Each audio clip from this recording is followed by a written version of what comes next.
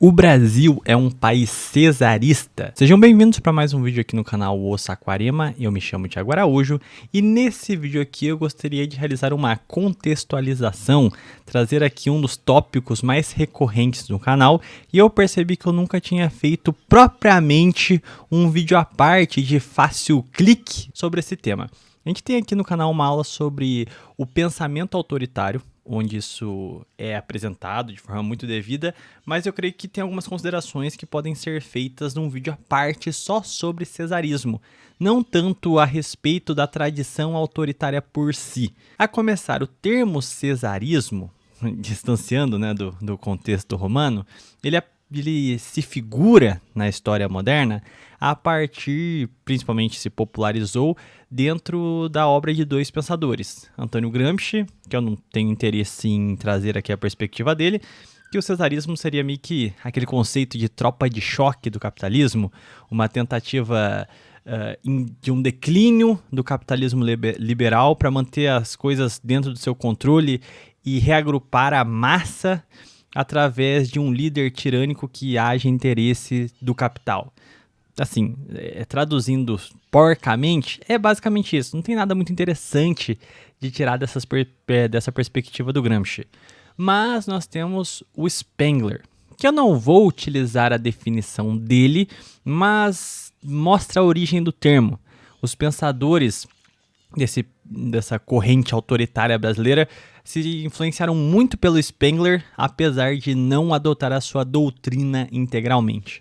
Para o Spengler, dentro do seu contexto de uma história cíclica, né, ou seja, da queda e ascensão de civilizações, os estágios culturais a qual elas passam, e se você quiser mais esclarecimentos a esse respeito, a gente tem aqui no canal um vídeo de Quando uma Nação Morre, que eu explico os conceitos introdutórios ao pensamento do Spengler, mas indo diretamente aqui de forma sucinta para a gente poder partir para as perspectivas que eu emprego ao termo aqui no meu canal. Para Spengler, o cesarismo ele aparece quando uma civilização está próxima de seu declínio. É o inverno dessa civilização. Então, ele diz que quando um ciclo já dá muitos sinais de crise, de exaustão, tem um último suspiro, a esperança de um líder cesárico que vá trazer essa civilização de volta à sua era dourada.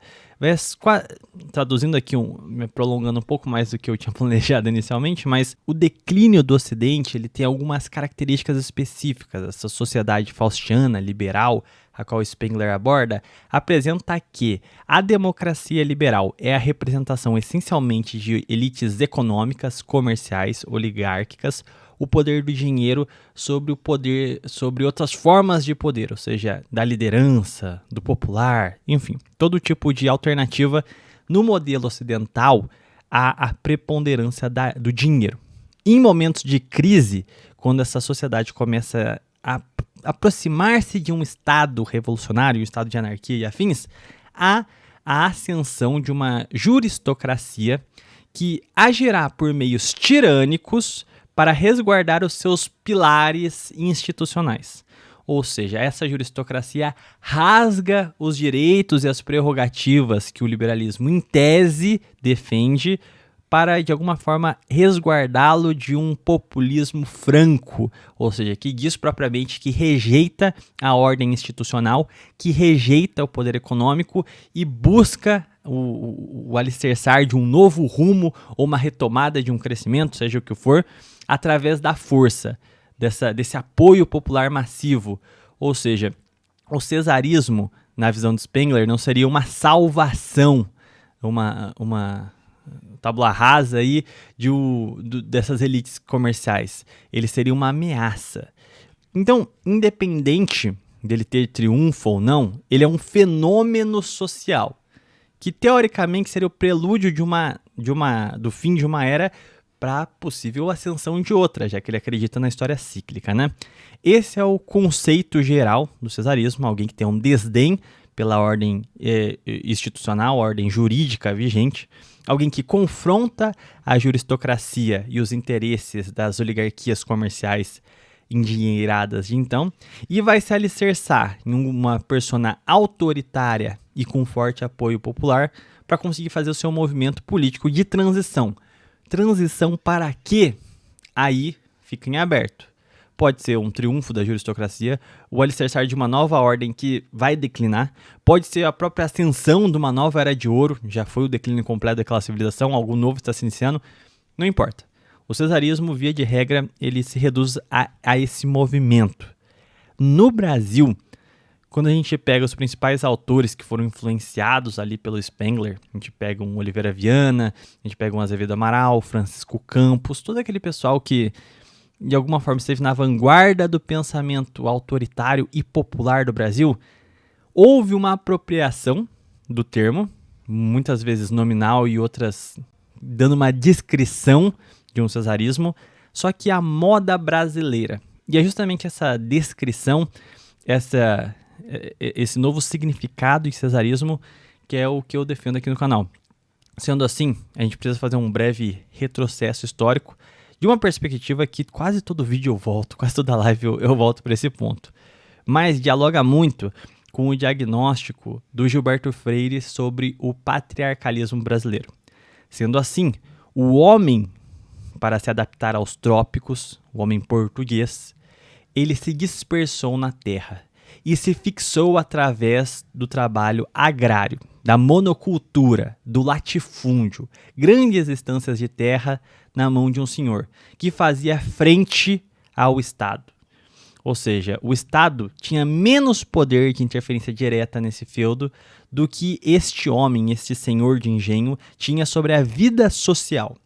Isso criou uma sociedade esparsa, onde grande parte da população estava sujeita aos desmandos de um senhor. E aí o patriarcalismo se estabelece. Seria o que o Freire colocava, né, de homens com tendências extravagantes sexualmente, enquanto tenha os outros submetidos a eles em posição inferiores com tendências sadomasoquistas. Então, assim, essa é a perspectiva geral que você pode conseguir compreender da base social do Brasil. Todos submetidos ao poder do patriarcado, do patriarcalismo, do latifúndio, da monocultura. Isso afeta desde a psique sexual da sociedade brasileira até a nossa alimentação. Então isso foi central no nosso período colonial. Não vou entrar aqui em pormenores sobre processos que destoaram vagamente do modelo patriarcal, mas de forma geral, nossa psique, principalmente no Brasil, em modernização, foi paradigmaticamente influenciada pela dualidade Casagrande-Senzala, senhores e escravos. E a gente criou uma psique, isso Freire que defende em Casagrande-Senzala, dada a autoritarismos, devido à influência patriarcal. O patriarca decidia, mandava de forma assim, unilateral. Então isso criou um certo grau de paternalismo, ou seja, a gente espera que alguém faça pela gente, a gente fica atônito ou esperando ordens para fazer alguma coisa. Então, quando nós temos figuras, agora em cenário moderno, que tomam a frente, arrojam-se de poder, não nos obrigam a pensar instituições complexas nem nada do gênero, e você simplesmente tem um líder autoritário, isso cria uma zona de tranquilidade no coletivo nacional. Isso você pode pegar o caso de um Floriano Peixoto, você pode pegar o caso de um Getúlio Vargas, você pode pegar o caso de um Médici, também foi um desses grandes líderes. Recentemente, mesmo que a realidade social é bastante diferente, o Lula, o Bolsonaro, todas essas figuras populistas, messiânicas e afins, que ou tiveram a capacidade de centralizar o poder no executivo, em torno do seu poder quase que pessoal, ou então não o fizeram porque tiveram alguma dificuldade terceira que não somente a sua vontade, como esses populistas modernos, né? Então o que a gente percebe é que o tipo de sociedade a qual foi gestada no Brasil não é propícia à democracia liberal. A essa extravagância da liberdade individual, do homem que faz por si mesmo. Nós somos um povo de tipo coletivo.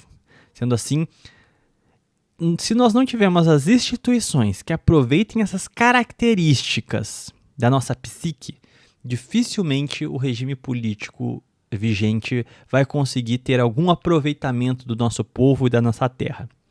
Então, o que o cesarismo propõe é não uma mera rejeição de que traço de uma sociedade atrasada, não liberal, porque o patriarcalismo é isso, é aquilo. Não.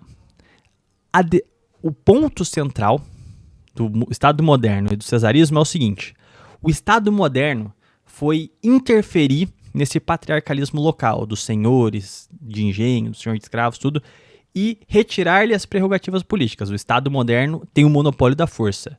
Ele não tem como se debelar contra o Estado mais. Unificamos politicamente o país e administrativamente. Estado moderno. Só que aí a gente tem problemas de representação. Porque, como eu disse, fica na psique nacional essa espécie de moda mandatária, esse autoritarismo inato da nossa psique. Dentro dos primeiros 40 anos de vida pública da República Brasileira, tentou-se negar essa característica. Não, isso é um atraso, isso aí é um monarquismo de quinta categoria, que isso aí propicia tiranos, faz isso, faz aquilo. Tentou-se simplesmente desqualificar essa característica sociológica nossa, acreditando que com isso o problema desapareceria. E não, é uma característica do nosso povo. Então, ao invés de rejeitar o nosso povo, querendo que o nosso povo aqui, pesando 4 arrobas, vista um terninho P, por que não desenhar instituições adequadas à nação, à nossa psique, à nossa coletividade? É muito mais lógico do que nós queremos adjetivar negativamente as nossas estruturas sociais, as nossas estruturas psicológicas. Então, o que é fundamental para o triunfo de um Estado moderno? A técnica, o planejamento, a racionalização das instituições, o combate ao personalismo, ao nepotismo, patrimonialismo de todas as formas, que são típicos do patriarcalismo.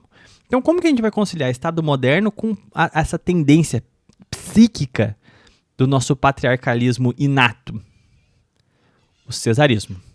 O César é fundamentalmente o líder da nação, o rosto dela, a figura patriarcal em nível nacional, não em nível regional, não dentro de um engenho, não, é o representante da nação.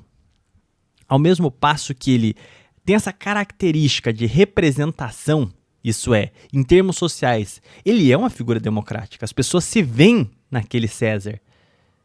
Ao mesmo ponto, as instituições de Estado devem prover representação administrativa, e aí é um outro tópico que cabe para vocês assistirem em outros vídeos aqui do canal, que é o corporativismo, a forma de representação e participação administrativa direta, descentralizada, favorecendo a administração local das regionalidades.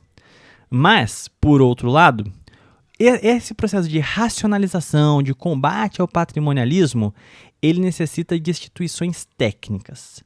Então, o molde principal de um regime cesárico é o César acompanhado do Conselho de Estado, o Conselho dos Sábios, o Conselho Aristocrático, isso é, um conselho que não tem que ter nada de representação democrática. São simplesmente o conjunto ministerial composto por técnicos e órgãos consultivos igualmente técnicos que orientam, que de fato administram a nação nesse sentido e executam o projeto político do César. A partir daí, você concilia a representação social, tanto na figura do César, quanto nas instâncias das corporações de ofício, oriundas do regime corporativo. Reforço aqui, temos uma aula completa só sobre corporativismo aqui no canal. Tem outros vídeos destrinchando outras questões. Ainda vou fazer mais vídeos sobre corporativismo e no clube de membros do canal também tem vídeo só sobre isso. Então, não cabe perder tempo aqui desse vídeo falando sobre corporativismo. Então, a representação política e administrativa local, direta, está ali. E ali está representado o pai de família trabalhador. São as duas características básicas para a absorção na máquina pública, na representação política, né, dentro do Estado, ao cidadão comum. O segundo ponto é que a racionalização do Estado se conclui com os órgãos técnicos, com o Conselho de Estado, com os órgãos consultivos, com os conselhos compostos para questões específicas, com técnicos, com profissionais. Então, isso permite uma precisão na ação do Estado que é fundamental na nossa era moderna. E para a gente poder fechar, a gente tem um regime que garante a unidade política representada no poder de ação política da nação, representado no executivo, e ao mesmo tempo nós concatenamos e aproveitamos de forma positiva com uma instituição política capaz de precisamente agir, tanto na realidade interna quanto externa representando o nosso país, de forma eficiente, racionalizada e ao mesmo tempo democrática. Então o cesarismo, a moda brasileira, não seria um regime de passagem, mas seria um fim em si. Seria justamente um regime que desenha instituições pensadas, lapidadas, racionalizadas, ao passo que pega a nossa característica latina, emotiva, de representação, patriarcal, esse furor que muitos colocavam ali no entreguerras, de uma era onde o sentimento estaria à frente da razão, a gente concilia os dois. A representação desse grande líder, dessa vontade eufórica de uma figura patriarcal, sendo racionalizada, mas não extinta, a uma forma positiva de representação. Então, assim, cesarismo brasileiro, a gente pode, quando a gente falar aqui no canal de cesarismo, é esse modelo a que eu estou me referindo. É um modelo que combina esse sentimentalismo típico da nossa psique com a racionalização do Estado moderno. Seria a elevação do patriarcalismo, que foi o molde central da nacionalidade brasileira, adaptada aos tempos modernos. A capacidade de se desenvolver sem deixar de ser brasileiro. E, lógico, de uma forma que é socialmente positivo para o todo da nação. Então, se vocês gostaram desse vídeo, não se esqueça de deixar o gostei, se inscrever no canal. Tem o clube de membros, como eu falei. Chave Pix na descrição também, se você quiser colaborar. Enfim, fiquem com Deus. Eu vou ficando por aqui. Até um próximo vídeo live. Tchau, tchau.